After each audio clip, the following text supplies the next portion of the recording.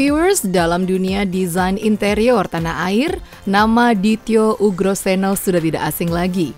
Sejumlah selebriti ibu kota hingga pejabat penting tanah air pernah menggunakan jasanya.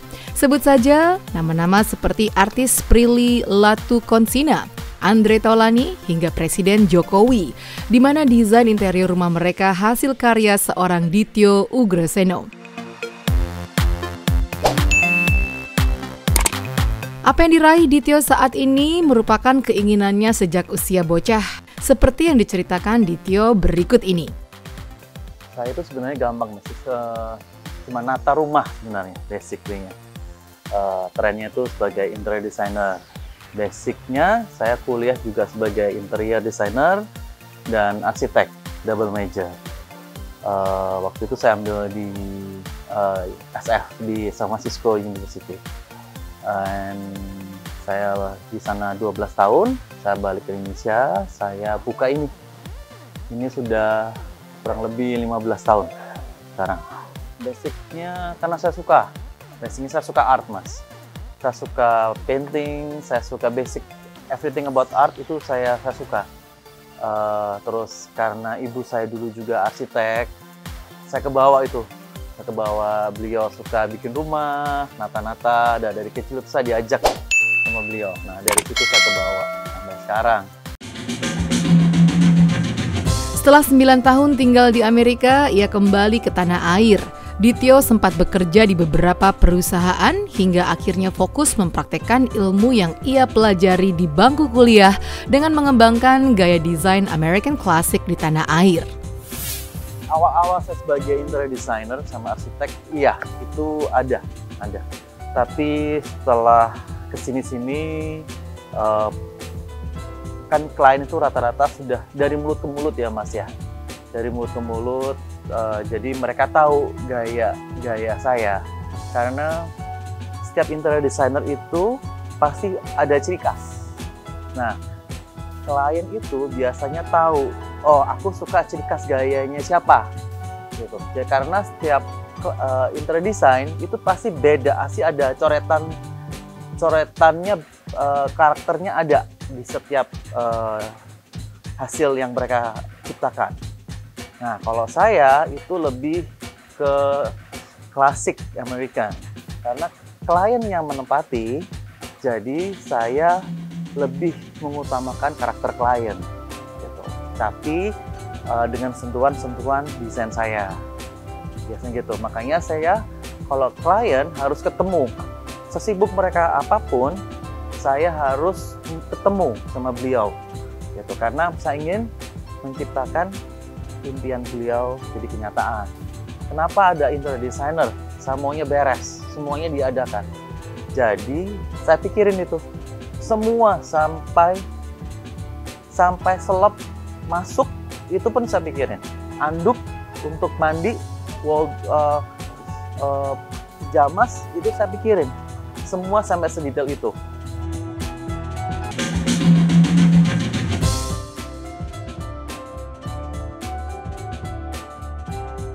Viewers, seperti yang sudah disinggung di awal segmen tadi, Dityo Ugroseno pernah dipercayai oleh artis Andre Taulany untuk menangani desain interior rumahnya.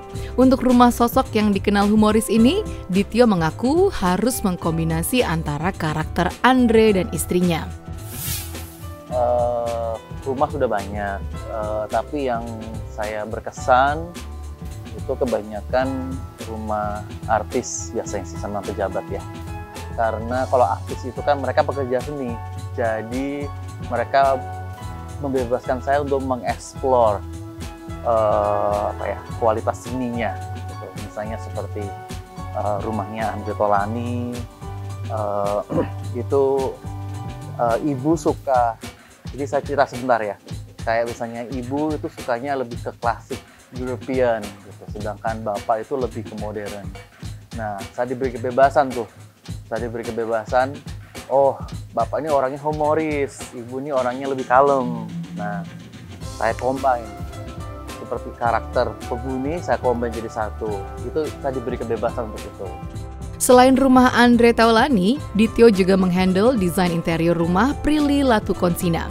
Rumah berlantai 4 yang ditaksir seharga 5 miliar rupiah tersebut tampak berdiri kokoh bak istana. Kemegahannya makin sempurna saat melihat desain interiornya. Lihat Cina juga sama. Lili kan masih muda, jadi dia ingin lebih instagramable, lebih ke sosial media.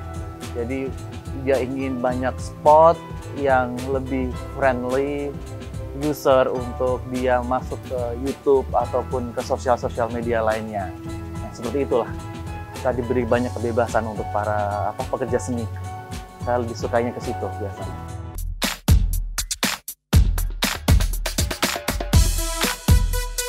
Hebatnya lagi, Dityo juga mengerjakan beberapa proyek dari sosok ternama seperti dari Presiden Jokowi. Ditya menyebutkan pernah dipercayai Jokowi mendesain rumah pribadi dan kantor orang nomor 1 di Republik Indonesia tersebut.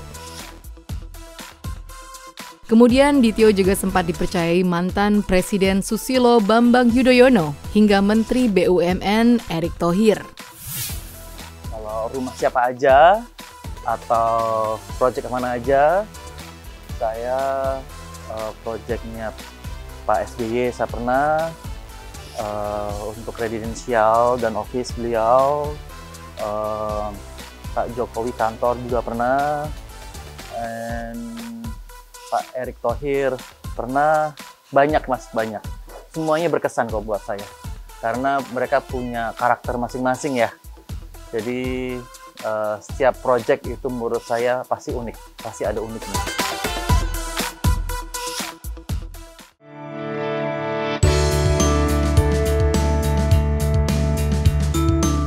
Viewers, seperti dunia fashion pada umumnya, desain interior juga berubah dari tahun ke tahun. Nah, untuk tahun 2021 ini, seperti apa desain interior yang akan tren? Berikut penjelasan Dityo. 2020 itu, saya itu lebih condong warna-warna lebih ke masculine color. Kenapa? Tahun 2000 ini kan COVID ya mas, jadi lebih tone down.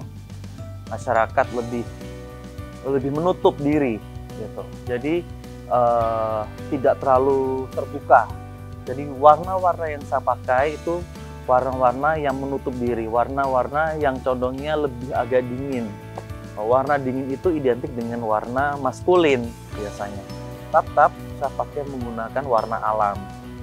Tapi yang saya pakai misalnya abu, misalnya kayak gini nih mas. Ini abu, kita bisa di batu.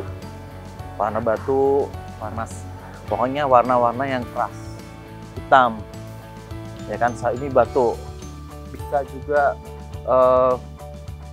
kayak coklat, tanah, ya. Jadi yang sifat-sifatnya itu lebih manhood, gitu. Saya pakainya untuk 2020. Nah, untuk 2021 sebenarnya ini mood board yang saya bikin. Mood board ini biasanya untuk klien. Saya menggunakan color-color yang seperti ini. Color-colornya yang soft, air, biru, turquoise. Warna-warnanya dari yang 2020-nya itu yang menutup diri. Ini sudah mulai membuka, vaksin sudah ada, saya pikir begitu. Jadi sudah mulai welcoming, jadi mulai open. Viewers, dari penjelasan Dityo tadi, sepertinya profesi sebagai desain interior sangat menarik juga menjanjikan sebagai pilihan karir. Benarkah demikian? Awal-awal saya sebagai interior designer sama arsitek, iya itu ada. Tapi setelah kesini-sini, kan klien itu rata-rata sudah dari mulut ke mulut ya mas ya, dari mulut ke mulut. Jadi mereka tahu gaya saya, karena setiap interior designer itu pasti ada ciri khas. Nah, klien itu biasanya tahu, oh aku suka ciri khas gayanya siapa, gitu. Jadi karena setiap interior design itu pasti beda, pasti ada coretannya, karakternya ada di setiap hasil yang mereka ciptakan. Nah, kalau saya itu lebih ke klasik American. Nah, Pasti kalau klien datang ke saya, pasti carinya yang American, pasti itu. Nah, nanti baru ditarik ke gaya mana, gitu. Mau ke sentuhan apa, nah itu baru nanti bisa di-combine. Mau ke ada sentuhan tropisnya, ada sentuhan European-nya, itu nanti bisa combine. Nah, tapi orang pasti tahu kalau ke saya itu yang dicari. Lebih mengutamakan karakter klien, gitu. Tapi dengan sentuhan-sentuhan desain saya, biasanya gitu. Makanya saya kalau klien harus ketemu, sesibuk mereka apapun, saya harus ketemu sama beliau, gitu. Karena saya ingin menciptakan impian beliau jadi kenyataan, gitu. Saya nggak cuma sekedar desainin, nggak bisa. Saya harus ketemu, saya resapi, saya dalami. Oh, karakternya bapak ini, karakter ibu ini. Nanti saya komen tuh. Oh, padu padan. Nanti karakter anak beda lagi. Karena kan yang menikmati mereka, bukan saya. Jadi saya harus tahu masing-masing karakter, masing-masing sifat-sifat mereka. Gitu. Terus, Bu, misalnya ini contoh simpel aja, warna. Perempuan identik warna itu sukanya lebih mewah, seperti shiny, kayak warna champagne ya, kayak emas muda. Sedangkan bapak lebih maskulin, gelap. Nah, itu padu padannya gimana? Nah, bisa dilihat dari sini. Nah, ini warna maskulin. Ya, tapi curtainnya general kita pakai warna ibu. Kalau warna bapak masukin ke general itu warna kebanyakan ya, warna keseluruhan. Kalau saya masuk ke warna bapak, kesannya maskulin. Kan kalau laki itu dingin sifatnya.